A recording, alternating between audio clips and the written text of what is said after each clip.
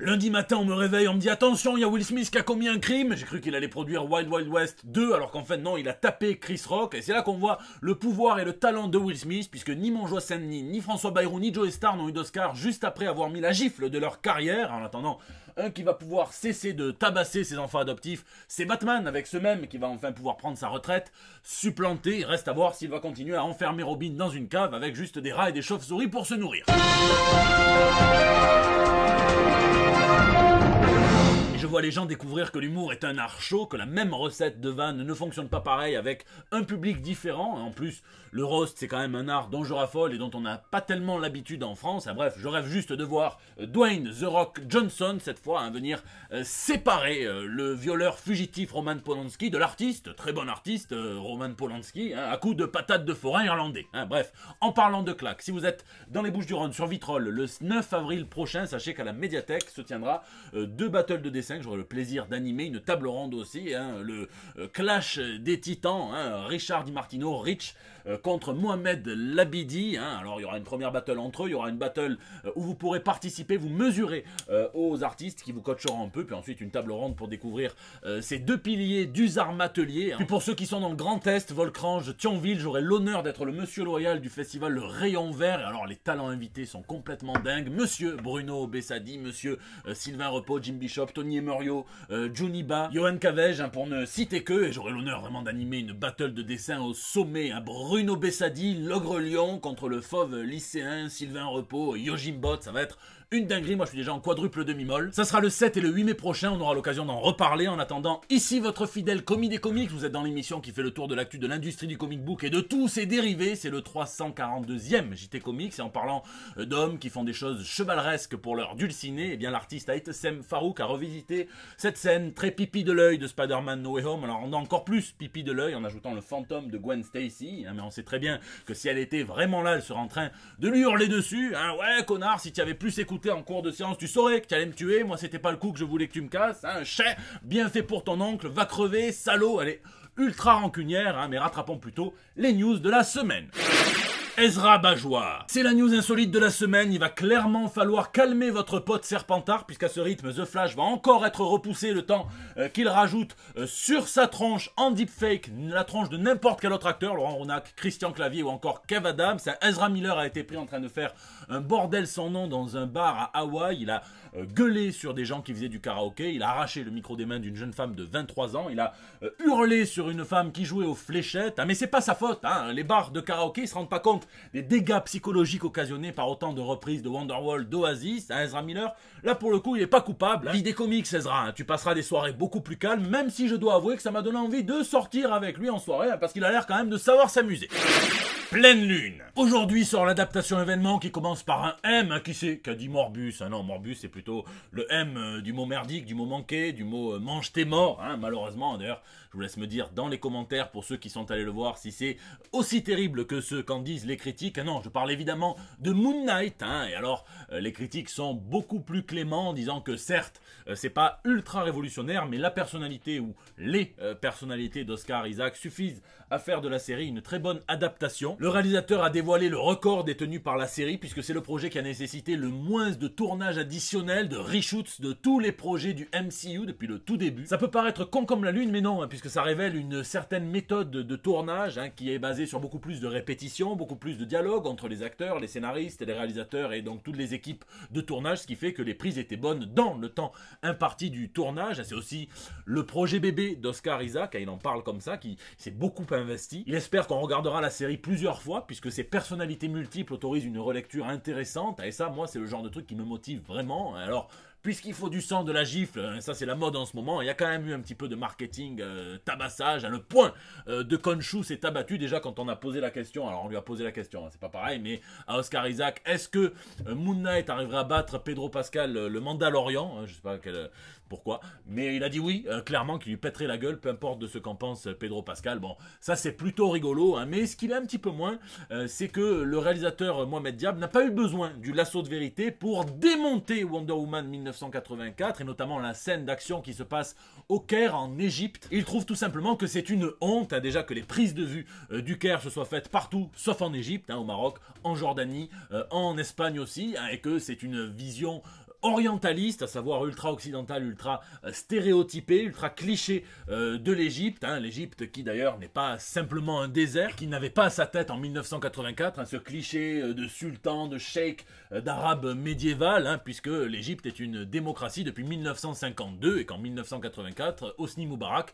portait exactement comme François Fillon de très jolis costumes. Et on peut comprendre que le réalisateur qui est d'origine égyptienne soit aussi énervé qu'un Parisien qui regarde Emily in Paris, et il va renverser tout ça en proposant justement une vision de l'Égypte beaucoup plus proche du réel. Bref, lisez du Moon Knight, le run de Huston et Finch, de Ellis et de Chalvet, de Bendis et de Malev, même le dernier run de Jed MacKay, foncez sur un des personnages dont l'iconographie le rend le plus intéressant en termes de cover, en termes de représentation, le blanc, le noir, le sang, c'est magnifique. Je vous laisse me dire ce que vous avez pensé de ce tout premier épisode de Moon Knight dans les commentaires.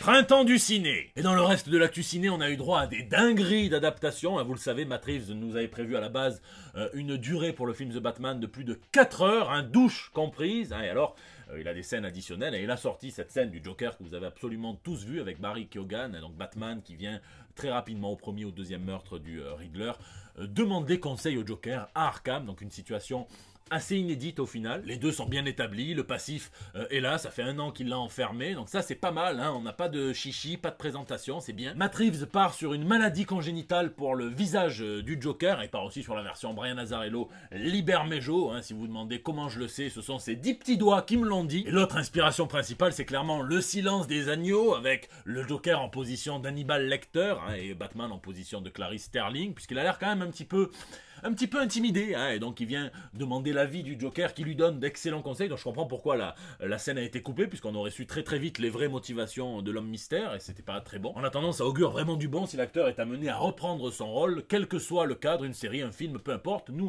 on sera là. Sinon la série justement She-Hulk pourrait être carrément en galère à cause de divergences créatives, qui pourraient peut-être même être fatales au projet. Ce ne sont que des rumeurs, donc à prendre vraiment avec des pincettes avant de devenir tout vert de rage. C'est un running gag, mais Steven Spielberg pourrait adapter un film dans l'univers de DC, alors ça reste quand même un film de niche, puisque c'est le film Black Hawk, les comics de l'âge d'or de la guerre, qui ont été créés d'ailleurs par Will Eisner, de DC Comics, donc ils ne partagent absolument pas grand chose avec l'univers principal DC, même s'ils avaient été intégrés après Flashpoint dans l'univers mainstream DC. Là ça se passerait en 1940-1941, donc mis à part les héros antiques, mis à part si Wonder Woman décide de passer une tête, on verra personne, à la limite pourquoi pas, c'est pas obligé. Puis enfin c'est l'éditeur de comics Black Mask, qui a pas sorti beaucoup de comics depuis sa création en 2012, mais ils ont sorti pas mal de pépites. On peut penser à 4Kids Walk into a Bank, on peut penser à The Disciple, on peut penser à Young Terrorist, We Can Never Go Home, ou encore Black, et Black justement c'est l'histoire d'un monde dans lequel seuls les noirs possèdent des super pouvoirs, et ça crée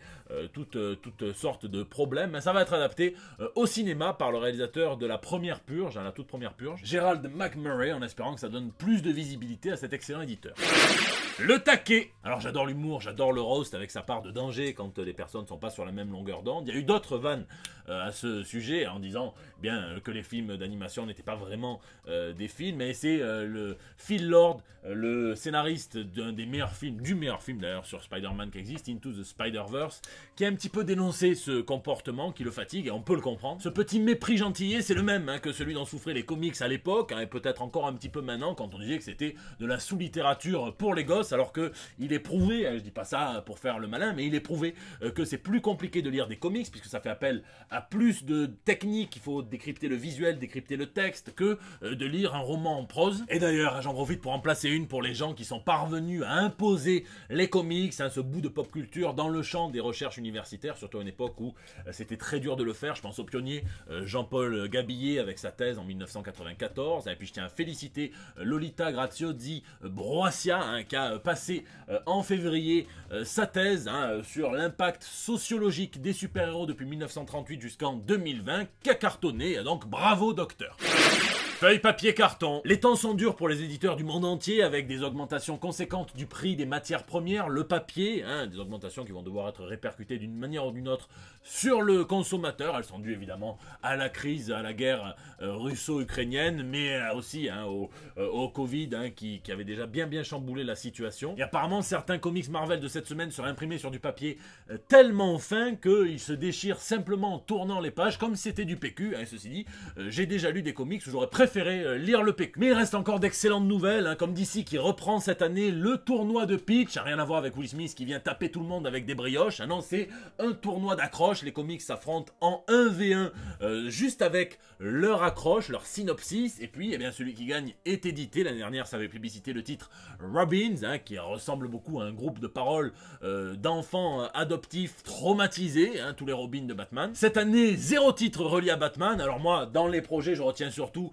le John Constantine qui va devoir retourner aux sources à Liverpool en compagnie d'Etrigan. C'est pas vraiment le mec avec qui il avait envie de passer ses vacances pour justement affronter les démons de son passé. Hawkman et Hawkwoman qui vont voir débarquer un petit Hawkman qui va déclarer être leur fils, alors qu'ils sont persuadés de pas en avoir, ça sent l'arnaque à la pension alimentaire, lui veut plus de graines dans la mangeoire. Un The Question avec René Montoya, un Animal Man, qui a l'air avec un pitch assez classique, mais bon, c'est du Animal Man. Du Superboy, enfin bref, l'issue du tournoi devrait être intéressante, en sachant que de toute façon, il ne suffit pas qu'un comics gagne, c'est comme dans The Voice, ou c'est comme Amel Bent, en gros, quand tu intéresses beaucoup les gens, le projet peut être édité à côté, c'était le cas de Justice League Queers à l'époque, dans le DC Pride. Marvel fait du greenwashing avec la dernière Jason Aaron de l'éditeur qui s'apprête dans son titre Avengers à proposer une équipe inédite de 4 Man-Thing, tous dotés de pouvoirs particuliers, suprêmes, le pouvoir justement du sorcier suprême, de l'Iron Fist, la Starbrand et la Force Phoenix, donc c'est clairement niveau puissance l'équivalent d'une équipe,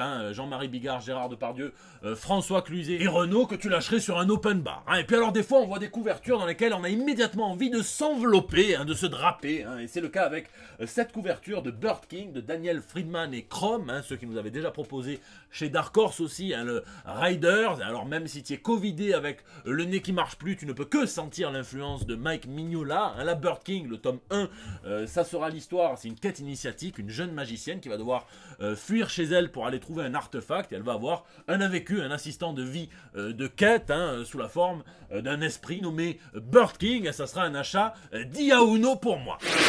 Lisez, cette semaine je tiens tout d'abord à dédier le JT à Gary Leach, l'artiste à qui on doit entre autres le retour de Miracle Man avec Alan Moore qui est mort à l'âge de 67 ans, c'est vraiment pas vieux. Et sinon en termes de lecture pure, je rattrape mon retard sur les X-Men avec, je me suis régalé si je dois vous citer qu'une issue, ça serait le Wolverine 14 par Benjamin Percy, par Adam Kubert et par Frank Martin à la couleur, c'est excellent, Percy c'est vraiment bien écrire Wolverine, et alors là il écrit en plus une madripour suintante comme je les aime, dans laquelle Wolverine, on sent qu'il est chez lui, il y mène une enquête, et donc il y a des putains de séquences d'action, il y a des très bons dialogues, et moi j'aime bien les comics comme ça, classiques, bien maîtrisés, mais vraiment écrits au scalpel. Après j'ai pas eu le temps de trop lire, puisqu'avec la reprise des festivals, je bosse sur les animations, les conférences, les tables rondes, les battles de dessin, on s'amuse, mais tout à fait sérieusement. Bon voilà, n'hésitez pas à me dire ce que vous lisez ou geekez dans les commentaires, puisque c'est la fin de ce JT Comics. Merci d'être toujours aussi nombreux à le regarder, à mettre vos pouces bleus, à partager sur Facebook, à tweeter, à retweeter, à m'incorporer dans vos stories Instagram, je vois tout. N'hésitez pas à réagir dans les commentaires sur YouTube où je lis chacun d'entre vous et j'essaie de répondre au maximum de gens, ou bien sur les réseaux sociaux, c'est là où vous me laissez vos petits messages tous les mardis pour El Bando del Pueblo, qui est votre espace de liberté. Je vous fais des bisous, je vous donne rendez-vous la semaine prochaine pour des nouvelles toutes fraîches. Donc là il y a Vladimir Poutine qui a déclaré que l'Occident essayait d'annuler la Russie comme l'Occident a annulé J.K. Rowling. C'est du génie, on a une petite pensée pour Alexei Navalny ou Sergei Udalstov qui ont été mis au placard, et c'est pas celui des deux